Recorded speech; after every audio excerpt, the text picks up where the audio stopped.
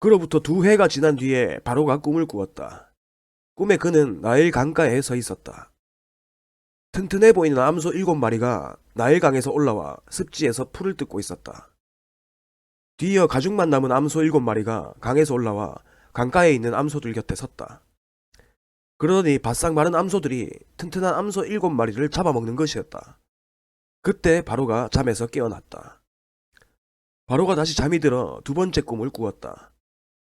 줄기 하나에서 튼실하고 잘 여문 이삭 7이 자라났다.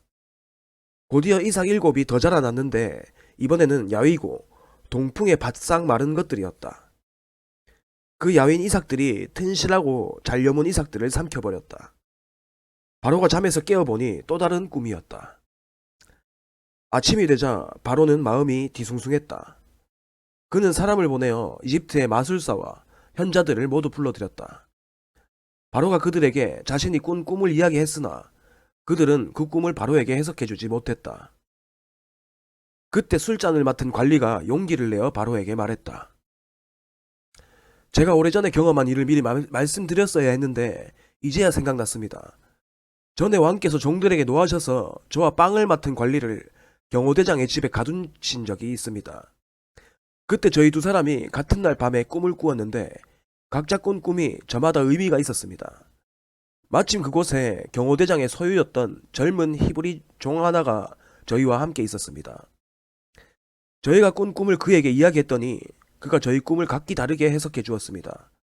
그리고 모든 일이 그가 해석한 대로 되어서 저는 복직되고 빵을 맡은 관리는 기둥에 매달렸습니다. 바로가 즉시 사람을 보내어 요셉을 불러오게 했다. 사람들이 서둘러 그를 감옥에서 끌어냈다.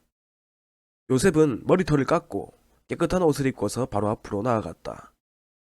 바로가 요셉에게 말했다. 내가 꿈을 꾸었는데 아무도 그것을 해석해 주는 사람이 없다.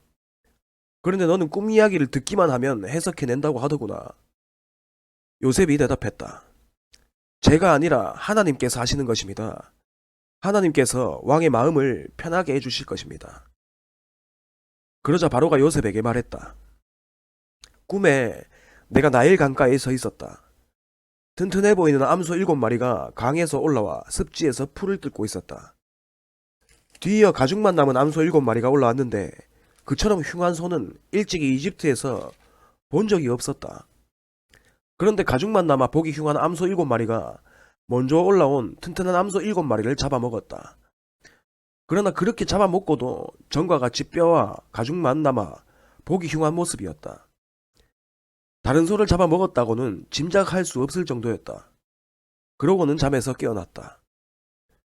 2번째 꿈에 보니 줄기 하나에서 튼실하고 잘 여문 이삭 7이 자라나고 뒤이어 쭈글쭈글하고 야위고 동풍에 바싹 마른 이삭 7이 자라났다. 그러더니 그 야윈 이삭들이 알찬 이삭들을 삼켜버렸다. 내가 이 모든 꿈을 마술사들에게 이야기했지만 그들은 그 뜻을 해석하지 못했다. 요셉이 바로에게 말했다. 왕의 2 꿈은 모두 같은 것을 의미합니다. 하나님께서 친히 하시려는 일을 왕께 알려주신 것입니다.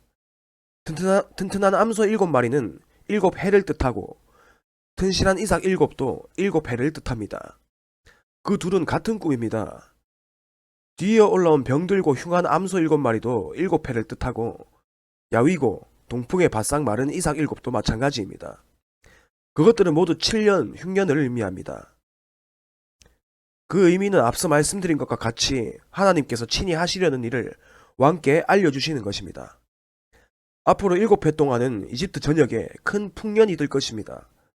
그러나 그 뒤에 이어지는 7해 동안은 흉년이 닥쳐 이집트 전역에 들었던 풍년의 흔적을 말끔히 지워버릴 것입니다. 그 흉년으로 인해 나라가 텅 비고 전에 들었던 큰 풍년의 흔적조차 사라지고 말 것입니다. 기근이 온 나라를 휩쓸 것입니다. 왕께서 같은 꿈을 2번이나 꾸신 것은 하나님께서 이 일을 행하시기로, 그것도 속히 행하시기로 결정하셨다는 뜻입니다.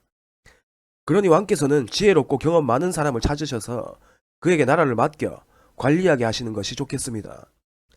그런 다음 감독관들을 임명하셔서 풍년이 드는 7해 동안 이집트 전역을 감독하게 하십시오. 그들에게 앞으로 풍년이 드는 동안 생산되는 온갖 식량을 거둬들여 왕의 권한으로 곡식을 비축하게 하고 각 성읍에 보관하여 장차 식량으로 삼게 하십시오. 이 곡식을 저장해 두셔야 앞으로 이집트에 닥칠 7년 흉년 동안 활용하실 수 있으실 것입니다. 그렇게 해야 이 나라가 흉년으로 망하지 않을 것입니다. 바로와 그의 신하들이 이 제안을 좋게 여겼다. 바로가 신하들에게 말했다. 이 사람이야말로 우리에게 필요한 사람이 아니겠소? 이 사람처럼 그 안에 하나님의 영이 있는 사람을 어디서 찾을 수 있겠소? 바로가 요셉에게 말했다. 그대야말로 우리가 찾는 사람이요. 하나님께서 그대에게 앞으로 일어날 일의 내막을 알려주셨으니 그대처럼 자격을 갖춘 사람, 그대처럼 경험 많고 지혜로운 사람도 없을 것이요. 이제부터 그대가 내 일을 맡아보시오. 나의 모든 백성이 그대에게 보고할 것이요. 내가 그대보다 높은 게 있다면 왕이라는 사실뿐이요. 바로가 요셉을 임명하면서 말했다. 이집트 온 땅을 그대 손에 맡기겠소. 그런 다음 바로는 자신의 손가락에서 인장 반지를 빼내어 요셉의 손가락에 끼워 주었다.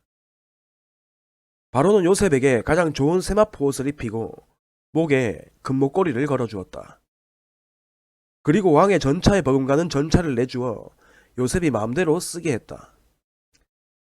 요셉이 전차에 올라타자 사람들이 만세 하고 외쳤다. 요셉이 이집트 온 땅을 맡아 다스렸다. 바로가 요셉에게 말했다. 내가 왕이지만 그대의 허락 없이는 이집트에서 어느 누구도 손가락 하나 움직이지 못할 것이요. 바로는 요셉에게 사브나빠네야, 하나님께서 말씀하시며 그분은 살아계시다 라는 이름을 지어주고 온의 제사장 보디베라의 딸 아스낫을 그에게 아내로 주었다. 요셉은 자신의 임무에 따라 이집트 온 땅을 둘러보았다. 요셉이 이집트 왕 바로를 위해 일하기 시작할 때 그의 나이 30살이었다. 요셉은 바로 앞에서 물러나오자마자 이집트에서 일을 시작했다. 풍년이 든 7해 동안 그 땅은 풍성한 곡식을 냈다. 요셉은 이집트에 찾아온 7해 풍년 동안 생산된 식량을 거두어들여 여러 도시에 비축했다. 각 도시마다 주변 밭에서 거두어들인 잉여 농산물을 저장하게 했다. 요셉이 얼마나 많은 곡식을 거두어들였던지 바다의 모래처럼 많았다. 나중에는 그 수를 헤아리는 것조차 포기해야 할 정도였다.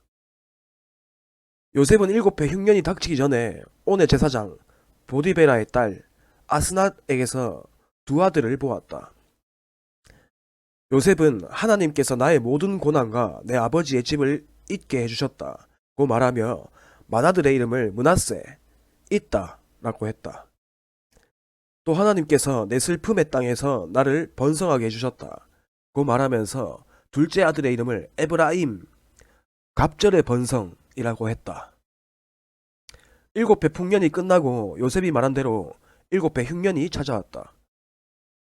모든 나라가 기근을 겪었으나 식량이 있는 나라는 이집트뿐이었다. 기근이 이집트 전역으로 확산되자 괴로움에 빠진 백성이 바로에게 먹을 것을 달라고 부르짖었다.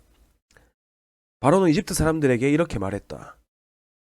요셉에게 가서 그가 일러주는 대로 하여라. 기근이 더욱 심해져 이집트 온 땅을 덮자 요셉은 곡식 창고를 열어 비축해 두었던 식량을 이집트 사람들에게 팔았다. 기근이 극심했다. 이윽고 온 세상이 요셉에게서 식량을 사려고 모여들었다. 기근이 온 세상을 덮쳤던 것이다.